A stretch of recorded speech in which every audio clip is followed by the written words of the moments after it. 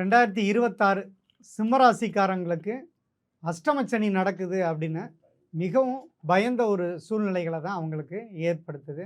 எந்த ஒரு விஷயத்துலையும் ஒரு பதட்டத்தோடு அவங்க செயல்பட்டுக்கிட்டு இருக்காங்க. அதே நேரத்தில் குரு வருட ஆரம்பத்தில் லாபஸ்தானத்தில் இருந்தாலும் அடுத்தடுத்து விரயஸ்தானத்துக்கு வருது அப்படின்னா கிரகங்கள் சரியாக ஒத்துழைப்பு தராதோ அப்படிங்கிற பதட்டமே அவங்களுக்கு பயத்தை உருவாக்கி அவங்களோட வேலைகளை கொஞ்சம் தடுக்கிற மாதிரியான சூழ்நிலைகள் நிறையவே நடந்திருக்கு. அவங்களுக்கு கண்டிப்பாக இந்த ஆண்டு 2026 அப்படி ஒரு சூழ்நிலை கண்டிப்பாக அமையாது. கிரக வேதை நடக்கிறனால கண்டிப்பாக அவங்களுக்கு அதிக யோகங்கள் தான் வரும். அதை பற்றி விரிவாக நமது ஐயா இப்போ சொல்லுவாங்க. சிம்ம ராசிக்காரர்களை பொறுத்த வரைக்கும் இந்த ஆண்டு வந்து சில சிரமங்கள் இருக்கு. ஏன்னா இந்த ஆண்டு சின்ன சின்னது. ஆமா சின்ன சின்னதா இருக்கு. ஏன்னா இந்த ஆண்டை பொறுத்தவரை அவங்க அஷ்டமத்து சனிக்குள்ளார நுழையிறாங்க. இப்போதைக்கு குரு காப்பாத்திட்டு தான் இருக்காரு. குரு காப்பாத்திட்டு இருக்காரு. குரு வந்து அவங்களுக்கு வந்து 11ஆம் இடத்துல இப்போ வந்து இப்போ சப்போர்ட்டா இருக்காரு. அதுவும் இப்போ வக்ரமா தான் இருக்காரு. அதுக்கப்புறம் திருப்பி சப்போர்ட்டடா இருப்பாரு. இந்த ஆண்டு உங்களுக்கு மே மாதம் வரைக்குமே சப்போர்ட்டடா இருக்காரு. ஆமா காப்பாத்திட்டு இருக்காரு. ஆனா அஷ்டமத்து சனி என்பது அகப்பட்டவனுக்கு அஷ்டமத்து சனி. இந்த அஷ்டமத்து சனி வந்து பாத்தீங்கன்னா குரு மனையில வந்து பாத்தீங்கன்னா சனி பகவானியர் அமர்கிறார். அதனால வந்து ஃபர்ஸ்ட் அறிவை மழுங்கடிச்சிருவார். அப்ப தெளிவான சிந்தனை வேண்டும். அப்ப குருமகான்கள் வழிபாடு வேண்டும் அப்படின்னு நீங்க தெளிவா இருக்கணும். ஃபர்ஸ்ட் வந்து அறிவை தான் மழுங்கடிப்பார். ஒன்று. ரெண்டாவது கேது பகவான் என்ன பண்றாருன்னா, கேது என்பது ஞானக்காரகன். அவர் என்ன பண்றாருன்னா ஜென்மத்திலே பயணமாயிட்டு இருக்கார். இது ரெண்டுமே மிகப்பெரிய பாதிப்பு. அவர் வந்து பாத்தீங்கன்னா நிழல் கிரகங்கள் மறைவு ஸ்தானத்திற்கு செல்வது யோகம். அப்ப எப்ப போறாங்க அவங்கன்னா 13/11/2026 தான். இந்த வருஷத்துல கடைசியில தான் அவங்க வந்து கேது பகவான் 12ஆம் இடத்துக்கும் ராகு பகவான் வந்து பார்த்தீங்கன்னா உங்களுக்கு வந்து 6ஆம் இடத்துக்கு போகிறாங்க. அது வரைக்கும் உங்களுக்கு ஜென்மத்தில் தான் இருக்காங்க. 7ஆம் இடத்துல கேது ராகு பகவான் இருக்காரு. ஜென்மத்தில் கேது பகவான் இருக்கார். இது வந்து சிரமம். அப்போ குரு பலம் மட்டும்தான் இருக்குது. சனி பலம் இந்த வந்து 3ஆம் மாதம் 6ஆம் தேதியே சனி வந்து அஷ்டமத்து சனியை தொடங்கிடுவார். அதே சமயத்தில் வந்து பார்த்தீங்கன்னா இந்த வருஷத்தோட கடைசியில் வந்து பார்த்தீங்கன்னா ராகு கேது பயிற்சி நடந்துடும். அது வரைக்கும் ஜென்மத்தில் தான் இருப்பாங்க. இது ரெண்டும் சேர்ந்து ஃபஸ்ட்டு குரு கெடுத்துருவார். அதுக்கடுத்து கேது வந்து ஞானத்தை கெடுத்துருவார். அப்போ அறிவு மழுங்கி போயிடும். அப்போ நம்ம என்ன பண்ணணும்? இப்போ இதே சிம்மராசி பெண்களாக இருந்தால் அவங்க வந்து பார்த்தீங்கன்னா வீட்டில் இருக்க பெரியவங்களோட பேச்சு கேட்க மாட்டாங்க, கணவனோட பேச்சை கேட்க மாட்டாங்க. சிம்மராசி குழந்தைகளாக இருந்தால் என்ன பண்ணுவாங்க? நல்லா படிக்கிற பிள்ளையே புக் எடுத்து படிக்க மாட்டாங்க. அது இப்போ 10th 12th எக்ஸாம்னா படின்னு அவங்கள நம்ம கட்டாயப்படுத்த வேண்டிய சூழல் இருக்கும். அப்போ பகவான் என்ன பண்ணுவார்? அங்கே தான் கை வைப்பார். அப்போ நம்ம என்ன பண்ணணும்னா அவர்களை அவங்க போக்கிலே போகணும், திட்டக்கூடாது. சிம்மராசிக்காரர்கள் இந்த நேரத்தில் அஷ்டமத்து சனியில் நுழையும் போது அவர்கள் உங்கள் வீட்டில் இருக்கிற கணவனாக இருக்கலாம், மனைவியாக இருக்கலாம், பிள்ளைகளாக இருக்கலாம், அப்பா அம்மாவாக இருக்கலாம், யாராக இருந்தாலும் அவர்களை சார்ந்து உள்ளவர்கள் அவர்களை அனுசரித்து போகணும். ஏன்னா அஷ்டமத்து சனி வரும்போது அவர்களுக்கு சுய சிந்தனை செயல்படாது. அப்போ பக்கத்தில் இருக்கவங்க அனுசரித்து போய் அவங்க இல்லைப்பா அப்படிப்பா இப்படிப்பா இருக்கவங்க தான் அவங்கள வந்து நம்ம வழிகாட்டணும், சப்போர்ட் பண்ணணும். அவங்களுக்காக கோயில் குளம் போகணும், அவங்கள அனுசரித்து போகணும்.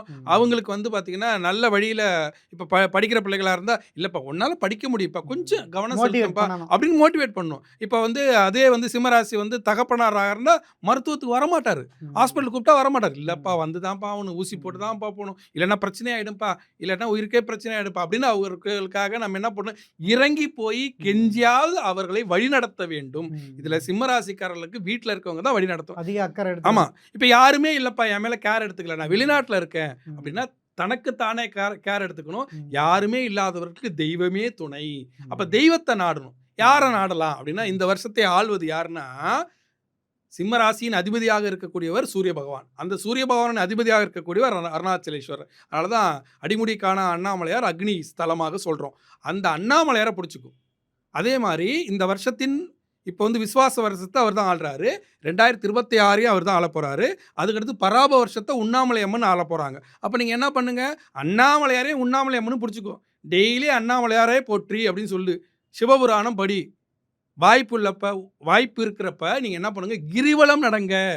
மிக முக்கியமானது கிரிவலம் நடந்து அந்த கிரிவலத்துல ஜென்மத்துல கேது பகவான் இருக்கிறார். அதே மாதிரி 7ஆம் இடத்துல ராகு பகவான். அப்ப குடும்ப உறவில் சிக்கல். இந்த நேரத்துல ஒரு திருமணம் பண்றதோ, இந்த நேரத்துல ஒரு தொழில தொடங்குறதோ, இப்ப வீடு கட்டுறேன், ரொம்ப நாளா வீடு பிரச்சனை இருக்கு அப்படின்னா, இப்ப செய்யறது வந்து சிறப்பை தராது. அப்ப 2 1/2 வருஷம் தள்ளி வைக்கணும். யோக சனி காலம் 9ஆம் இடத்துல தொடங்கும்ல, அப்ப வந்து நீங்க செஞ்சுக்கலாம். இப்ப என்ன பண்ணணும்னா, கிரிவல பாதையில இருக்கக்கூடிய நேர் அண்ணாமலை. அந்த நேர் அண்ணாமலைங்கிறது வந்து பார்த்தீங்கன்னா, அருணாச்சலேஸ்வரரும், உண்ணாமலை அம்மனும் ஒளிஞ்சு விளையாடும்போது, உண்ணாமலை அம்மனை தன்னுடைய வாழ்க்கை துணையை அடையாளம் பார்த்த இடம் தான் அந்த நேர் அண்ணாமலை. அந்த நேர் அண்ணாமலையில ஒரு பிரதோஷ நாள்லயோ, இல்ல சாதா நாள் உனக்கு எப்பலாம் வாய்ப்பு கிடைக்குது. இறை வழிபாடு என்பது ஒரு காதல்ங்க. ஒரு காதலியை பார்க்கறதுக்கு எப்படி நம்ம ஏங்குறோமோ, ஒரு காதலனை பார்க்கறதுக்கு எப்படி ஏங்குறோமோ, அதே மாரி இறைவனை பார்க்கறதுக்கு நம்ம ஏங்கணும். இறை வழிபாட்டெல்லாம் உணர்த்த முடியாது. உணரத்தான் முடியும். நீங்களா ஏங்கி கிரிவலம் நடந்து எந்த நாள்ல வேணாலும் நடக்கலாம். நடந்து நேர் அண்ணாமலையில போயி, அண்ணாமலையாரையும், உண்ணாமலை அம்மனையும் தரிசனம் செய்யும்போது, இந்த ஆண்டு அற்புதமான ஆண்டாக இருக்கும். ஜென்மத்தில இருக்கிற கேது பகவான் கொடுக்கக்கூடிய தொல்லை, வம்பு, வழக்கு, அரசாங்க பதவியில இருக்கிற இடையூறுகள், தீ விபத்துக்கள், அதே மாரி வந்து உயர் அதிகாரிகளுடைய இடைஞ்சல்கள், சக ஊழியருடைய பொறாமைகள், பண இழப்பீடு எல்லாமே சரியாகும். அதே மாரி 7ஆம் இடத்துல இருக்க ராகு பகவான் கொடுக்கக்கூடிய குடும்ப உறவுகளின் சிக்கல், கணவன் மனைவி பிரச்சனை, பொருளாதாரத்தில் பிரச்சனை, நட்பில் பிரச்சனை அது எல்லாம் சரியாகும். அதே மாரி வந்து பார்த்தீங்கன்னா, குரு பகவான் கொடுக்கக்கூடிய விரயச் செலவு.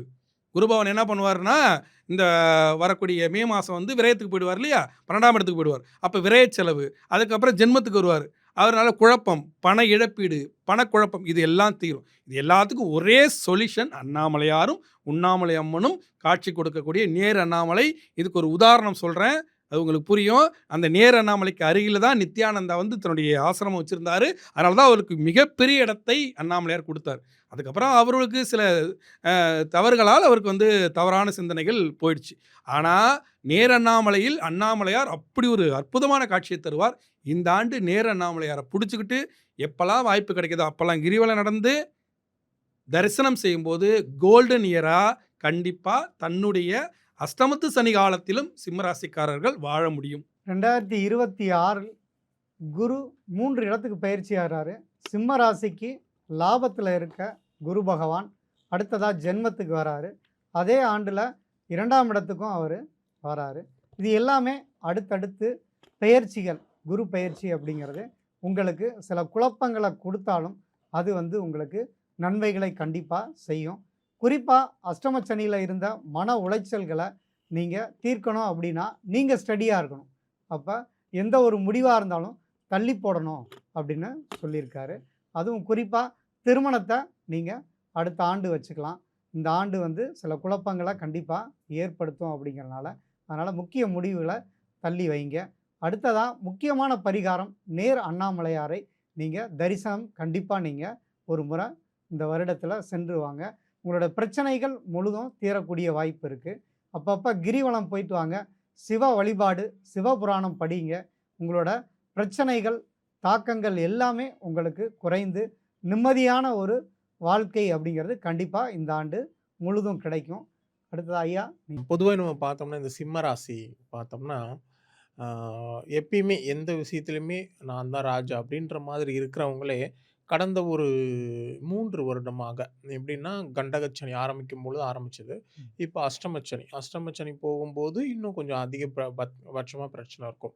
பட் இருந்தாலும் போன அந்த கடந்த வருடம் நடந்த சனிப்பெயர்ச்சி திருக்கணித சனிப்பெயர்ச்சிப்படி அஷ்டமச்சனி ஆரம்பிச்சிருந்தாலும் 11ல் குரு பகவானோட சஞ்சாரம் இருந்ததுனால பெரிய அளவு அவங்களுக்கு பாதிப்பு தெரியல. ஒன்றும் பெருசாக நெகட்டிவ் இல்லை. ஓகே, பேலன்ஸ் சமாளிக்க பண்ணிடுச்சு. முடியுது அவங்களால. குரு வந்து ஆக்சுவலி வந்து எப்பயுமே எந்த கிரகநிலை சரியில்லாம் குரு பாசிட்டிவாக இருந்துச்சுன்னா அவங்க அந்த நேரத்தில் வந்து பெரிய அளவு இது இருக்காது, நெகட்டிவ் இருக்காது, தப்பிக்க முடியும். ஓகேங்களா? அதனால வந்து குரு 11ல் இருக்கிற வரைக்கும் பெரிய அளவு நெகட்டிவ்ல அவங்களுக்கு எல்லாமே பாசிட்டிவாக தான் இருக்கும். பட்டு ஜூன் மாதத்துக்கு அப்புறம் குருவோட சஞ்சாரம் நெகட்டிவாக போகுது. ஸோ அந்த நேரம் அதாவது ஜூன்ல இருந்து டிசம்பர் வரைக்கும் ராகுவோட சஞ்சாரம் இது கேதுவோட சஞ்சாரம் ஜென்ம கேதுவா ரொம்ப ஸ்ட்ராங்காக இருக்குது. 12ல் குருவும் போயிடுது. இப்போ 8ல் இது சனி பகவான். ஸோ அந்த நேரம் வந்து கொஞ்சம் டிஃபிகல்ட்டான பீரியட் அவங்களுக்கு. எதுலேயுமே முடிவெடுக்க முடியாத சூழல், குழப்ப நிலை, எல்லா வகையிலுமே தடைகள், பிரச்சனைகள், உடல் ஆரோக்கியத்தில் பாதிப்பு, குடும்ப உறவுகளால் பிரச்சனை, அந்த மாதிரியான ஒரு சூழல் உயர் அதிகாரியுடன் வேலையில இருக்கிறாங்கன்னா, உயர் அதிகாரிகளுடன் பிரச்சனை வர்றது. இந்த மாதிரியான ஒரு இறுக்கமான சூழலா இருக்கும். ரொம்ப பொறுமையா இருக்கணும். எந்த விஷயத்திலும் யாரையும் பகைச்சுக்கூடாது. ரொம்ப எதையுமே வந்து சாஃப்ட்டா ஹேண்டில் பண்ணணும். அவசரப்பட வேண்டாம். அதாவது வந்து யானைக்கு ஒரு காலம்னா, பூனைக்கும் ஒரு காலம் வரும். அதனால வந்து யாரையும் எதிர்க்க வேண்டாம். உங்களுக்கு டைம் சரியில்லும்போது கொஞ்சம் பொறுமையா இருக்கிறது நல்லது. உங்களுக்கு நல்ல டைம் வரும்போது நம்ம பார்த்துக்கலாம். ஸோ இந்த நேரத்தில அவசரப்படாம இருந்துட்டாங்களே, அவங்க தப்பிச்சுக்குவாங்க. ஆ அதே நேரத்தில எந்த விஷயத்தையும் பெர்ஃபெக்ட்டா பண்ண ட்ரை பண்ணணும் முடிஞ்ச வரைக்கும். ஆ காலதாமதம் அதாவது அலுவலகத்தில வந்து காலதாமதமா போறது, இல்ல பிசினஸ்ல வந்து பார்ட்னர்ஷிப் மட்டுமே நம்புறது. இந்த மாதிரியான விஷயங்கள்லாம் அவங்களுக்கு மிகப்பெரிய நெகட்டிவ்ஸ குடுக்கும். அந்த விஷயத்தில அவங்க கவனமா இருந்துறப்போ, அதே இரவு நேர பயணங்கள், நீண்ட தூர பயணங்கள் இந்த விஷயத்த அவங்க தவிர்க்கிறது நல்லது. ஏன்னா சின்ன சின்ன வாகன விபத்துக்கள் எல்லாம் காமிக்குது. அதனால அந்த விஷயத்துல கவனமா இருங்க. நீங்க ரொம்ப பயப்பட வேண்டாம். ஏன்னா தனிப்பட்ட ஜாதகம் சாதகமா இருந்துடுச்சுன்னா, அது தசாபுத்திகள்லாம் வலுவா இருக்கும் பொழுது, அஷ்டம சனியால பெரிய பாதிப்புகளை ஏற்படுத்த முடியாது. அதனால பெருசா பயப்பட வேண்டாம். இவங்களுக்கான பரிகாரம் அப்படின்னு நம்ம பார்க்கும் பொழுது, நரசிம்மர், ஆஞ்சநேயர் வழிபாடு பொதுவா வழிபடுறது நல்லது. என்னோட ஸ்டைல் அப்படின்னு பார்க்கும் பொழுது, இந்த மட்டன் சூப் இருக்கு இல்லையா? அந்த மட்டன் சூப் வந்து ஞாயித்துக்கிழமையில இவங்க சாப்பிடுறதும், மத்தவங்களுக்கு வாங்கி குடுக்குறதும் ஒரு சிறந்த பரிகாரமா நிச்சயம் இருக்கும். சிம்மராசி நேயர்களை பொறுத்த வரைக்கும் ரொம்ப ஒரு நிதானமான ஒரு போக்கு கட்டாயம் வந்து கடைபிடிக்கணும்னு சொல்லியிருக்காரு. குறிப்பாக நீங்கள் வீட்டில் இருக்கவங்கள்ட்ட கணவன் மனைவியாக இருக்கட்டும், பேரண்ட்ஸாக இருக்கட்டும், பிள்ளைகள்கிட்டையும் கடுமையாக நீங்கள் வார்த்தைகளை பயன்படுத்தாதீங்க. விட்டு கொடுத்து போனீங்க அப்படின்னா இந்த ஆண்டு உங்களுக்கு வெகு சிறப்பாக இருக்கும் அப்படிங்கிறதான் வந்து இந்த ஆண்டோட பலன். குறிப்பாக உங்களுக்கு பரிகாரம் அப்படிங்கிறது ஒரு நல்ல ஒரு பரிகாரம் சொல்லியிருக்காரு. அதாவது ஞாயிற்றுக்கிழமையில் மட்டன் சூப் நீங்கள் சாப்பிடலாம். மற்றவங்களுக்கும் நீங்கள் வாங்கி கொடுத்தீங்க அப்படின்னா கண்டிப்பாக உங்களுக்கு இந்த பிரச்சனைகள்லாம் தீர்ந்து ஒரு அதிர்ஷ்ட யோக பலன் அப்படிங்கிறது உங்களுக்கு கண்டிப்பாக கிடைக்க போகுது. சிம்மராசிக்காரங்க அஷ்டமச்சனி அப்படின்னு பயப்பட வேண்டாம். உங்களுக்கு கண்டிப்பாக வெற்றி மேலே வெற்றி கண்டிப்பாக கிடைக்கும். மரியாதையும் கௌரவத்தையும் நம்பி இருக்கக்கூடிய சிம்மராசி அன்பர்கள். சிம்மராசி அன்பர்களுக்கு ராசியிலேயே கேது, 7ஆம் வீட்டில் ராகு, அஷ்டமத்தில் சனி. அப்படின்னா எதையுமே லேசாக எடுத்துட்டேன், கவனக்குறைவாக இருந்துட்டேன், அலட்சியமாக இருந்துட்டேன். இப்போ தான் தெரியுது இதுக்கான பாதிப்பு அப்படின்னு சொல்லக்கூடிய நிலையில் அவங்க இருக்கிறாங்கன்னு அர்த்தம். இந்த காலகட்டத்தில் இப்போ இந்த கணவன் மனைவிக்குள்ள அடிக்கடி சண்டை வருவது, இந்த பிரச்சனை பெருசாவது, அதாவது 6ஆம் அதிபதியான ரோகாதிபதியான சனி பகவான் 8ஆம் வீட்டில் சஞ்சாரம் செய்வது, அதாவது சின்ன இருக்கக்கூடிய ப்ராப்ளத்தை பெருசாக்குறது அப்படின்ற மாதிரி ஒரு சூழ்நிலைலாம் போயிட்டுருக்குன்னு அர்த்தம். 7ஆம் அதிபதியான அது களத்திராதிபதியான சனி பகவானும் 8ஆம் வீட்டில் சஞ்சாரம் செய்வதனால கணவன் மனைவிக்குள்ள சண்டை சச்சரவுகள் அதிகமாக இருக்கலாம். வீணாக 3வது மனிதருடைய தொடர்பினால இவங்களுக்கு பிரச்சனை பெருசாகும் அப்படின்ற மாதிரி இருந்திருக்கு. இந்த வருடம் வந்து குரு பகவானுடைய பார்வை அங்கே சனி பகவானுக்கு பார்வையாகப்படுவதனால இது ஏற்கனவே இருக்கக்கூடிய இடையூறுகள்லாம் சரி செய்வதற்கான வாய்ப்புகள் கிடைக்குது. இந்த வாய்ப்புகளை சிம்மராசிக்காரங்கள் பயன்படுத்திக்கணும். இதுவரைக்கும் கேது லக்னத்திலே இருந்து பல அனுபவத்தை கொடுத்துருப்பாரு. அப்படியே வாழ்க்கையே பிழிஞ்சு எடுக்கிற மாதிரி ஒரு சூழ்நிலையை கொடுத்துருப்பாரு. சரியாக சாப்பிட முடியாது, நேரத்துக்கு அவங்களால ஒரு விஷயத்தை செய்ய முடியாது, தாய் ரீதியான அவங்க அம்மா கையில் ஒரு பிரச்சனை இடையூறை சந்திச்சிருப்பாங்க. இதுபோல் பல இடையூறுகளை சிம்மராசிக்காரங்க தாங்கிட்டு இருப்பாங்கன்னு சொல்லலாம். இதெல்லாம் சரி பண்ணுறதுக்கான வாய்ப்பை இந்த வருஷம் பயன்படுத்திக்கலாம். இவங்களுக்கு பரிகாரம்னு எடுத்துக்கிட்டிங்கனாலும் 8ஆம் திருமுறையான திருவாசகம் அந்த புத்தகத்தை வாங்கி தானம் கொடுப்பது இவங்களுக்கு சிறப்பு. ஏன்னா மாணிக்க வாசகர் அவர் வாழ்க்கையில் படாத கஷ்டமே இல்லை. அந்த கஷ்டத்தை அந்த அந்த பாடலை யாருக்காவது அந்த பாடல் அடங்கிய அந்த புத்தகத்தை மற்றவருக்கு தானமாக கொடுப்பது மிகப்பெரிய பரிகாரம், மிக சக்தி வாய்ந்த பரிகாரம். சிம்மராசிகாரர்கள் இதை பயன்படுத்தி இந்த வருடம் மிக வாழ்க்கையில் இதற்கப்புறம் இந்தமாரி பிரச்சனை வரக்கூடாது அப்படின்ட்டு நினைவுபடுத்திக்கிட்டு வாழ்க்கையை நடத்தலாம். மிக சிறந்த ஒரு பலனை கண்டிப்பாக அடைவார்கள். நன்றி. 2026 சிம்மராசிக்காரங்களை பொறுத்த வரைக்கும் அவங்களுக்கு அஷ்டமச்சனி, கண்ட ராகு, ஜென்ம கேது, குறிப்பாக குரு லாபஸ்தானத்திலிருந்து விரயத்திற்கும் ஜென்ம குருவாக வராரு. அப்போ ஜென்ம குரு, ஜென்ம கேது, கண்ட ராகு, அஷ்டமச்சனி இப்படி அனைத்து கிரகங்களுமே உங்களுக்கு ஒரு எதிர்ப்பான ஒரு சூழ்நிலையில் இருக்குங்கிறத மறுக்க முடியாது.